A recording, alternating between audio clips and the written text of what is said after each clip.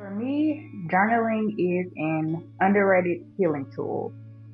And I say that because a lot of people overlook it due to them feeling and thinking like they don't know what to say, they don't know what to write about. And in reality, journaling helps you to develop self awareness and pattern recognition. And I get it because when I first started journaling, I was very avoidant of my feelings and I was extremely inconsistent. And the only thing that I would write down were my prayers. So, in an attempt to be more consistent, I would write out daily affirmations for when I get up and how I want my day to go.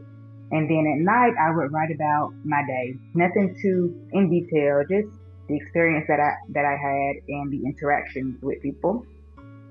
And then after I got in the groove of that, I started to dig a little deeper and I started to self-reflect and I took note of how those experiences throughout the day, how my interactions made me feel.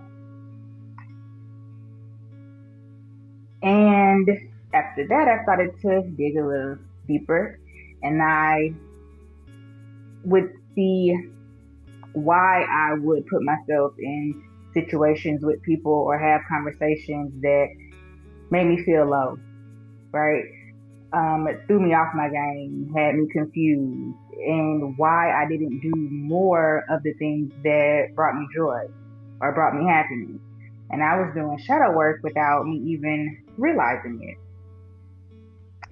And so when I started to get to the root of those whys, that's when that uncomfortableness came because it all started childhood traumas, the things that happened in our past and the effects of that, those situations that I got into when I was a teenager, a young adult, part of it was shame and part of it was guilt, and I know that's when a lot of people stop the shadow work. They're like, no, that's too much. But, the only way that we can overcome those uncomfortable feelings is to push through them.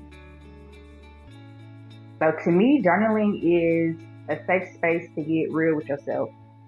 You ain't got to repress your feelings. You don't have to sugarcoat it. There's no, let me write down the right thing. It's just how you feel, what you're thinking about. And there's this practice I always recommend to people, and I always do, and I call it giving it to God. And it's when you want to shed old layers of yourself. Maybe you might be dealing with people pleasing tendencies or not being comfortable speaking up for yourself. So you can write down those things that you want to let go and then burn it as a symbolic act of releasing it, letting it go.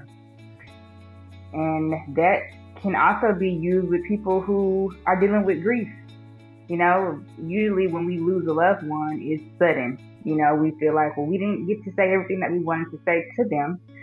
So I always suggest writing out what you want to say. Like you got them sitting right in front of you. Write it out and burn it. And it doesn't have to be just somebody that we lose physically. It can be when we are letting go of relationships, moving, any major life transition that's calling you to step into a new version of yourself.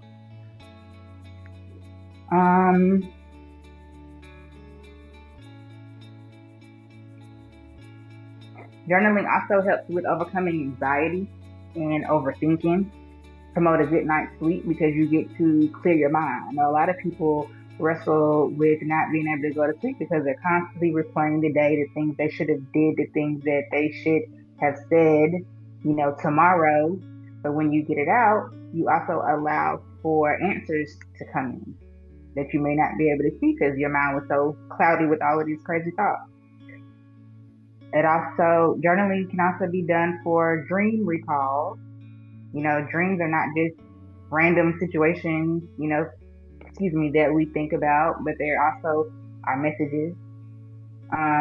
So I suggest anybody to journal at least twice a day when you get up in the rising, before you go to sleep, and any time throughout the day, especially when you have those, I should write that down thought, but you're not going to remember it, but you don't write it down. You can use video journaling, keep a video diary. You can use a notebook. You can use your phone, an app, anything. Journaling is free therapy and is a safe space for us to be completely honest with ourselves. That's it.